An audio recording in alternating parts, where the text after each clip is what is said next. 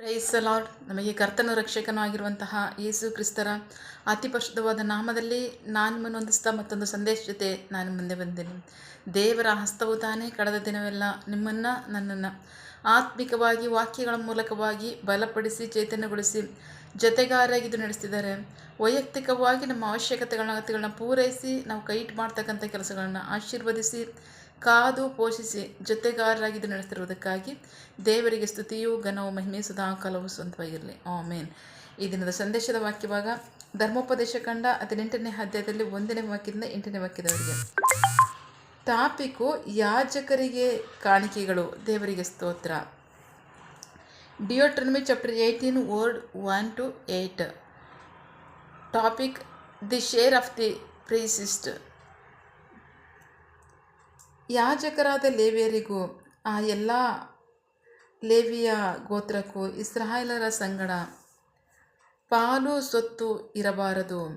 ಅವರು ಯೆಹೋವನಿಗೆ ಸಮರ್ಪಿಸಿದ ದಹನ ಬಲಿಯ ಸಮಯದಲ್ಲಿ ಅರ್ಪಿಸುವ ಕಾಣಿಕೆಗಳ ಮೇಲೆ ಅವಲಂಬಿಸಿ ಜೀವಿಸಬೇಕು. ಅದು ಅವರ ಬಾಧ್ಯತೆಯಾಗಿದೆ. ಅವರಿಗೆ ಅವರ ಸಹೋದರರ ಮಧ್ಯದಲ್ಲಿ ಸ್ವತ್ತಿರಬಾರದು. ಯೆಹೋವನು ಅವರಿಗೆ ಹೇಳಿದ ಹಾಗೆ ಆತನೇ ಅವರ ಸ್ವತ್ತಾಗಿದ್ದಾನೆ. ಎತ್ತಾಗಲಿ ಕುರಿಯನ್ನಾಗಲಿ ಬಲಿ ಅರ್ಪಿಸುವುದರಿಂದ ಯಾಜಕರಿಗೆ ಸಿಕ್ಕುವ ಪಾಲು ಅವುಗಳ ಮುಂದೊಡೆ ದವಡೆಗಳಿಂದ ಹಾಗೂ ಒಳಗಿನ ಭಾಗಗಳು. ನಿಮ್ಮ ಧಾನ್ಯ ದ್ರಾಕ್ಷಾರಸ ಎಣ್ಣೆಗಳ ಪ್ರಥಮ ಫಲವನ್ನು ನಿಮ್ಮ ಕುರಿಗಳ ಉಣ್ಣೆಯನ್ನು ಪ್ರಥಮವಾದದ್ದನ್ನು ಅವರಿಗೆ ಕೊಡಬೇಕು. ಏಕೆಂದರೆ ಅವರು ಅವನ ಪುತ್ರರು ನಿತ್ಯವಾಗಿ ಯೆಹೋವನ ಹೆಸರಿನಲ್ಲಿ ಸೇವೆ ಮಾಡುತ್ತಾ ನಿಂತಿರುವ ಹಾಗೆ ಅವನನ್ನು ನಿಮ್ಮ ದೇವರಾದ ಯೆಹೋವನು ನಿಮ್ಮ ಎಲ್ಲ ಗೋತ್ರಗಳೊಳಗಿಂದ ಆಯ್ದುಕೊಂಡಿದ್ದಾನೆ. ಲೇವಿಯು ಸಮಸ್ತ ಇಸ್ರಾಯೇಲಿನಲ್ಲಿರುವ ಯಾವುದೇ ಊರಿನಲ್ಲಿ ಇಳಿದುಕೊಂಡಿರುವ ಸ್ಥಳದಿಂದ ತನ್ನ ಮನಸ್ಸಿನ ಪೂರ್ಣಾಪೇಕ್ಷೆಯೊಂದಿಗೆ ಯೆಹೋವನು ಆಯ್ದುಕೊಳ್ಳುವ ಸ್ಥಳಕ್ಕೆ ಬಂದರೆ ಅಲ್ಲಿ ಯೆಹೋವನ ಮುಂದೆ ನಿಂತುಕೊಳ್ಳುವ ಅವನ ಸಹೋದರರಾದ ಲೇವಿಯರ ಹಾಗೆ ಅವನು ತನ್ನ ದೇವರಾದ ಯೆಹೋವನ ಹೆಸರಿನಲ್ಲಿ ಸೇವೆ ಮಾಡಬಹುದು. ಅವನು ಪಿತ್ರಾರ್ಜಿತ ಆಸ್ತಿಯನ್ನು ಮಾರಿದ್ದರಲ್ಲಿ ಹಣದ ಪಾಲನ್ನು ಸ್ವೀಕರಿಸಿದರೂ ಮಿಕ್ಕ ಲೇವಿಯರೊಡನೆ ಸಮಾನ ಪಾಲು ಹೊಂದಬೇಕು. ದೇವರಿಗೆ ಸ್ತೋತ್ರ. ನಾವು ವಾಕ್ಯಭಾಗ ನೋಡ್ತಾ ಇದ್ದೀವಿ. ಪ್ರೀತಿಯ ಮಕ್ಕಳು, ಯಾಜಕರ ಪಾಲು ಏನು ಅಂತ ಬಹಳ ಪ್ರಮುಖವಾಗಿ ಯಾಜಕರನ್ನ ಕುರಿತಾಗಿ ಯಾಜಕ ಕಾಂಡದಲ್ಲೇ ಅದ್ಭುತವಾದ ವರ್ಣನೆ ಇದೆ. ಅದರಲ್ಲಿ ದೇವರು ಹೇಳಿದರೆ ಯಾಜಕರಿಗೆ ಮೋಶೆ ಸಂಗಡ ಮಾತನಾಡಿ, ಮೋಶೆಯೇ ದೇಶದಲ್ಲಿ ಯಾಜಕರಿಗೆ ಯಾವುದೇ ಸ್ವತ್ತನ್ನು ನೀನು ಕೊಡಬೇಡ, ಏಕೆಂದರೆ ನಾನೇ ಅವರ ಬಾಧ್ಯಸ್ಥನು. ಎಷ್ಟೊಂದು ಅದ್ಭುತ! ಜಗತ್ತನ್ನು ಸೃಷ್ಟಿಸಿರ್ತಕ್ಕಂಥ ದೇವರು ಹೇಳ್ತಾ ಇದ್ದಾರೆ, ನನ್ನ ಸೇವಕರಿಗೆ, ನನ್ನ ದಾಸರಿಗೆ, ನನ್ನ ದಾಸರದ ಲೇವಿಯರಿಗೆ, ನನ್ನ ಸನ್ನಿಧಿ ಸೇವೆ ಮಾಡ್ತಕ್ಕಂಥವ್ರಿಗೆ, ನನ್ನ ನಾಮದಲ್ಲಿ ಸೇವೆ ಸಲ್ಲಿಸ್ತಕ್ಕಂಥವ್ರಿಗೆ ನೀನು ದೇಶದಲ್ಲಿ ಯಾವುದೇ ಸ್ವತ್ತನ್ನು ಕೊಡೋಂಗಿಲ್ಲ. ಯಾಕೆಂದರೆ ನಾನೇ ಅವರ ಬಾಧ್ಯಸ್ಥನು. ನನ್ನ ಸನ್ನಿಧಿ ಸೇವೆಯಲ್ಲೇ ಅವ್ರು ಜೀವಿಸಬೇಕು. ಅವ್ರ ಹೆಸರಿನಲ್ಲಿ ಯಾವುದೇ ಆಸ್ತಿ ಆಗಲಿ ಯಾವುದೇ ವಸ್ತುಗಳಾಗಲಿ ಏನೂ ಇರಬಾರ್ದು ಅಂತ ಹೇಳ್ತಾ ಇದ್ದಾರೆ. ದೇವರಿಗೆ ಸ್ತೋತ್ರ. ಅಲ್ಲಿ ಹೇಗೆ ನನ್ನ ಸನ್ನಿಧಿ ಸೇವೆಯಲ್ಲಿ ಅವ್ರು ಜೀವಿಸಬೇಕು. ಅಷ್ಟು ಮಾತ್ರ ಅಲ್ಲ, ಅರ್ಪಿಸ್ತಕ್ಕಂತಹ ಬಲಿನಲ್ಲಿ ಕಾಣಿಕೆಯಲ್ಲಿ ಅವ್ರು ಜೀವಿಸಬೇಕು.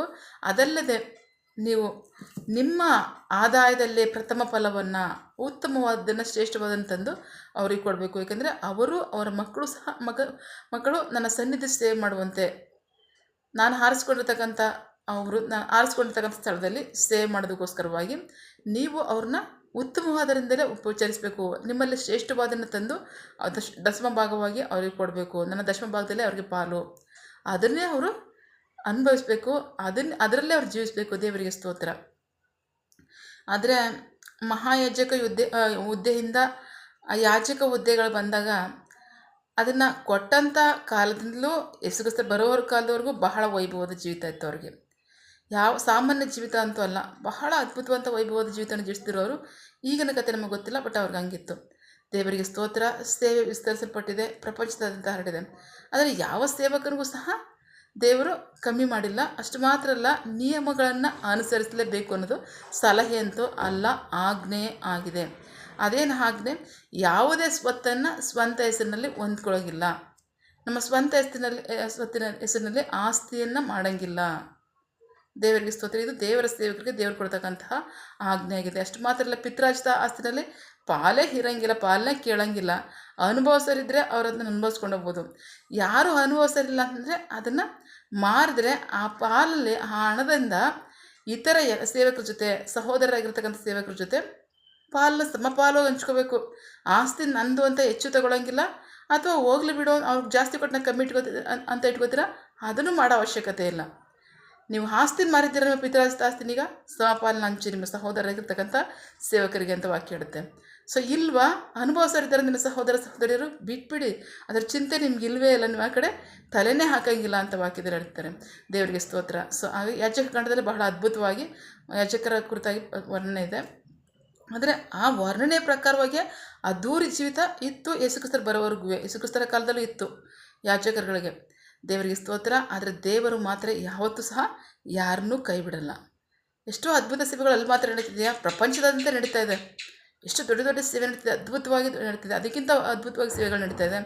ಆದರೆ ಅದು ಯಾವುದರಲ್ಲೂ ಸಹ ದೇವರ ಮಾತಿನ ಪ್ರಕಾರವಾಗಿ ಸ್ವಂತ ಹೆಸರಿನಲ್ಲಿ ಆಸ್ತಿ ಸೇವಕರಿಗೆ ಇರಲ್ಲ.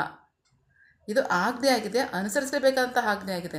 ಸೊ ಹಾಗಾಗಿ ನಮ್ಮ ಹೆಸರಿನಲ್ಲಿ ಆಸ್ತಿ ಹೊಂದ್ಕೋಬೋದಾ? ಖಂಡಿತ ಇಲ್ಲ. ಪಿತರಾಜಿತ ಆಸ್ತಿನ ಪಾಲು ಕೇಳಬೇಕಾ? ಇಲ್ಲ, ಅದಕ್ಕೂ ನಿಮಗೂ ಸಂಬಂಧವಿಲ್ಲ ಅಂತ ವಾಕ್ಯ ಹೇಳುತ್ತೆ. ನನ್ನ ಸನ್ನಿಧಿ ಸೇವೆ ಮಾಡ್ತಾ ಇದ್ದೀರಾ, ನಾನೇ ನಿಮಗೆ ಬಾಧ್ಯಸ್ಥನಾಗಿದ್ದೀನಿ. ಜಗತ್ತನ್ನು ಸೃಷ್ಟಿಸತಕ್ಕಂಥ ದೇವರು ಹೇಳ್ತಾ ಇದ್ದಾರೆ, ಆಸ್ತಿನಲ್ಲಿ ನಿಮ್ಗೆ ಯಾವುದೇ ಪಾಲಿಲ್ಲ, ನಾನೇ ನಿಮಗೆ ಬಾಧ್ಯಸ್ಥನಾಗಿದ್ದೇನೆ, ನಿಮಗೆ ಬಾಧ್ಯಸ್ಥಿಕೆ ಅನ್ನೋದು ಇಲ್ಲ, ನಾನು ನಿಮ್ಗೆ ಬಾಧ್ಯಸ್ಥಿಕೆ ಅಂತ ಹೇಳ್ತಾರೆ. ದೇವರಿಗೆ ಸ್ತೋತ್ರ. ಸೊ ಹಾಗಾಗಿ ಇದು ಅನುಸರಿಸಲೇಬೇಕಾದಂತಹ ಆಜ್ಞೆ ಆಗಿದೆ. ಇದು ಸಲಹೆ ಅಂತಲ್ಲ. ನಾನು ನಂಬ್ತೇನೆ, ಸಾಮಾನ್ಯವಾಗಿ ನಮ್ಮಲ್ಲಿ ಎಲ್ಲ ಸೇವಕರು ಸಹ ಅದನ್ನು ಅನುಸರಿಸ್ತಿದ್ದಾರೆ ಅಂತ.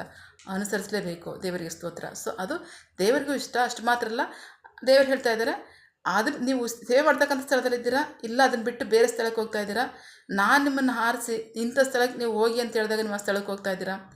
ಯಾರು ಇಲ್ಲದಿದ್ದರೆ ದೇವರಿಗೆ ಸ್ತೋತ್ರ, ದೇವರೇ ಪೋಷಿಸ್ತಾರೆ. ಇಲ್ಲ, ನಾವು ಯಾವುದೋ ಸೇವಕರ ಅಧೀನದಲ್ಲಿ ಸೇವೆ ಮಾಡೋಕ್ಕೆ ಹೋಗ್ತೀನಿ ಅಂದರೆ ಆ ಸನ್ನಿಧಿ ಸೇವೆ ಮಾಡ್ತಕ್ಕಂಥ ಸೇವಕರ ಅಧೀನದಲ್ಲಿ ನೀವು ಸೇವೆ ಮಾಡಿರಿ, ಅಲ್ಲಿ ಬರ್ತಕ್ಕಂಥ ಕಾಣಿಕೆಯಲ್ಲಿ ನಿಮಗೂ ಪಾಲಿರುತ್ತೆ ಅಂತ ವಾಕ್ಯ ಹೇಳ್ತದೆ. ದೇವರಿಗೆ ಸ್ತೋತ್ರ. ಆದರೆ ದೇವರು ಮಾತ್ರ ನಂಬಿಗಸ್ತರಾಗಿದ್ದಾರೆ, ವಾಗ್ದಾನ ಮಾಡಿದ್ದಾರೆ. ಲೋಕದ ಕಟ್ಟೆಕಡೆಯಲ್ಲಿ ನೀವು ಎಲ್ಲಿಗೋದ್ರೂ ಸಹ ನಾನು ನಿಮ್ಮ ಸಂಗಡ ಇದ್ದೇನೆ, ಪರಲೋಕದಲ್ಲಿ ಭೂಲೋಕದಲ್ಲಿ ಎಲ್ಲ ಅಧಿಕಾರದಲ್ಲಿ ಕೊಟ್ಬಿಟ್ಟಿದೆ ಅಂತ ಯೇಸುಕ್ರಿಸ್ತರು ಹೇಳಿದ್ದಾರೆ. ಹಾಗಾಗಿ ನೀವು ಲೋಕದ ಕಡೆಗೆ ಹೋಗ್ರಿ, ಸುವಾರ್ತೆಯನ್ನು ಸಾರಿ ಶಿಷ್ಯರನ್ನಾಗಿ ಮಾಡಿರಿ. ನಂಬಿ ರಕ್ಷಣೆ ಹೊಂದವರಿಗೆ ತಂದೆಯ ಮಗನ ಪವಿತ್ರ ಆತ್ಮರ ಹೆಸರಿನಲ್ಲಿ ದೀಕ್ಷಾನ ಮಾಡಿಸಿರಿ. ನಾನು ನಿಮಗೆ ಆಜ್ಞಾಪಿಸಿದನ್ನೆಲ್ಲ ಕೈಗೊಂಡು ನಡೆಯುವಂತೆ ಅವರಿಗೆ ಬೋಧಿಸಿರಿ. ನೋಡಿರಿ, ಯುಗದ ಸಮಾಪ್ತಿಯವರಿಗೆ ಎಲ್ಲ ದಿನಗಳಲ್ಲೂ ನಿಮ್ಮ ಸಂಗಡ ಇದ್ದೇನೆ ಅಂತ ಹೇಳ್ತಾರೆ. ದೇವರಿಗೆ ಸ್ತೋತ್ರ. ಸಂಗಡ ಇರ್ತಕ್ಕಂಥ ದೇವರು ಯಾವತ್ತಕ್ಕೋಸ್ಕರ ಇದ್ದಾರೆ? ಎಲ್ಲ ಕಾರ್ಯದಲ್ಲೂ ನಮ್ಮನ್ನು ಕುರಿತಾಗಿ ಅವರೇ ಜವಾಬ್ದಾರಿ ಉಳ್ಳವರಾಗಿರ್ತಾರೆ. ಸೊ ಹಾಗಾಗಿ ಎಲ್ಲಿಗೋದ್ರೂ ಸಹ ಭಯಪಡಬೇಕಾಗಿಲ್ಲ. ಬಟ್ ಆಸ್ತಿ ನಮ್ಮ ಹೆಸರಿನಲ್ಲಿ ಇರೋಂಗಿಲ್ಲ, ಪಿತ್ರಾಜಿತ ಆಸ್ತಿನ ನಾವು ಕೇಳೋಂಗಿಲ್ಲ. ಮಾರಿದ್ರೆ ನಿಮ್ಮ ಜೊತೆ ಸೇವಕರ ಜೊತೆ ಸಮಪಾಲನ ಹಂಚ್ಕೊಳ್ರಿ. ಇದು ಆಜ್ಞೆ ಆಗಿದೆ, ಸಲಹೆ ಅಲ್ಲ. ನನ್ನಂತೇನೆ ನಮ್ಮವರೆಲ್ಲರೂ ಸಹ ಇದನ್ನು ಅನುಸರಿಸ್ತಿದ್ದೀರಾ ಅಂತ. ದೇವರಿಗೆ ಸ್ತೋತ್ರ. ದೇವರಿಗೆ ಮಹಿಮೆಯಾಗಲಿ. ಇನ್ನೂ ಸಹ ನಂಬಿಗಸ್ತರಾಗಿ ಅದನ್ನು ಅನುಸರಿಸಿರಿ. ದೇವರಿಗೆ ಮಹಿಮೆಯಾಗಲಿ, ನಮಗೆ ಆಶೀರ್ವಾದವಾಗಲಿ. ಆಮೇನ್. ಪ್ರಾರ್ಥಿಸಿಕೊಳ್ಳೋಣ. ಸಕಲ ಸೃಷ್ಟಿಕರ್ತನೇ, ಸರ್ವಾಧಿಕಾರಿಯ ಸಾರ್ವಭೌಮನೇ, ಉನ್ನತನೇ, ಮಹೋನ್ನತನೇ, ಮಹಾಪರಿಶುದ್ಧನೇ, ಪ್ರೀತಿ ಸ್ವರೂಪನೇ, ನೀತಿವಂತನೇ, ಆಧಿಪತಿಯೇ, ಸೇನಾಧೀಶ್ವರನೇ, ಇರುವಾತನೇ, ಸರ್ವವ್ಯಾಪಿಯ ಸಪ. ಇದನ್ನ ವಾಕ್ಯಗಳ ಮೂಲಕವಾಗಿ ನಮ್ಮ ಸಂಗಡ ಮಾತಾಡಿದ ನಿಮ್ಮ ಪ್ರೀತಿಗಾಗಿ ನಂಬಿಗಸ್ಗೆ ನಮಗೆ ಸ್ತೋತ್ರ. ಅದ್ಭುತವಾದ ಸಂದೇಶದ ಜೊತೆ ನಮ್ಮ ಸಂಗಡ ಮಾತನಾಡಿದ್ದೀರಾ. ಬರೀ ಸಂದೇಶ ಮಾತ್ರ ಅಲ್ಲ, ಆಜ್ಞೆಗಳು ನಮಗೆ ಕೊಟ್ಟಿದ್ದೀರಾ. ಆಜ್ಞೆಗಳು ನಮಗೆ ಪದೇ ಪದೇ ನೆನಪು ಮಾಡ್ತಿದ್ದೀರಾ. ಅದಕ್ಕಾಗಿ ಸ್ತೋತ್ರ. ನಂಬಿಗಸ್ತರಾಗಿ ಆಗೋದಕ್ಕೆ ನಾವು ನಮ್ಮನ್ನು ಒಪ್ಪಿಸ್ಕೊಡ್ತೀವಿ. ನೀವು ಸಹ ನಮ್ಮನ್ನು ಬಹಳ ಅದ್ಭುತವಾಗಿ ನಂಬಿಗಸ್ತರಾಗಿ ನಡೆಸ್ತೀರಾ. ಅದಕ್ಕಾಗಿ ನಿಮಗೆ ಸ್ತೋತ್ರ. ಬಲಹೀನರಿಗೆ ಬಲವನ್ನು ಕೊಡಿ, ಅವರಲ್ಲಿ ಇನ್ನೂ ನಂಬಿಕೆಯನ್ನು ಕೊಟ್ಟು ನೀವು ಅವ್ರನ್ನೂ ಸಹ ನಂಬಿಗಸ್ತರಾಗಿ ಉಪಯೋಗಿಸಿ. ನಿಮಗೆ ಮಹಿಮೆ ಆಗಲಿ, ನಿಮ್ಮ ಜನರಿಗೆ ಆಶೀರ್ವಾದವಾಗಲಿ. ಆಮೇನ್. ಪ್ರಾರ್ಥನೆ ಕೇಳಿದ ಪ್ರೀತಿಗಾಗಿ ನಿಮಗೆ ಸ್ತೋತ್ರ. ನಮ್ಮ ಪ್ರಾರ್ಥನೆಯನ್ನು ನಮ್ಮ ರಕ್ಷಕನಾದ ಯೇಸು ಕ್ರಿಸ್ತರ ಅತಿ ಪರಿಶುದ್ಧವಾದ ನಾಮದಲ್ಲಿ ಪ್ರಾರ್ಥಿಸಿ ನಿಮ್ಮ ಪಾದಗಳು ಸಲ್ಲಿಸಿ ನಾವು ಬೇಡುವಂತಿದ್ದೇವೆ ನಮ್ಮ ಜೀವನ ತಂದೆ. Amen. God bless you all. ದೇವರು ತಾನೇ ದಿನ ವಾಕ್ಯಗಳ ಮೂಲಕವಾಗಿ ನಮ್ಮ ಸಂಗಡ ಮಾತನಾಡಿದ್ದಾರೆ, ನಮ್ಮನ್ನು ಆಶೀರ್ವದಿಸಿದ್ದಾರೆ. ಆಮೇನ್. All the best.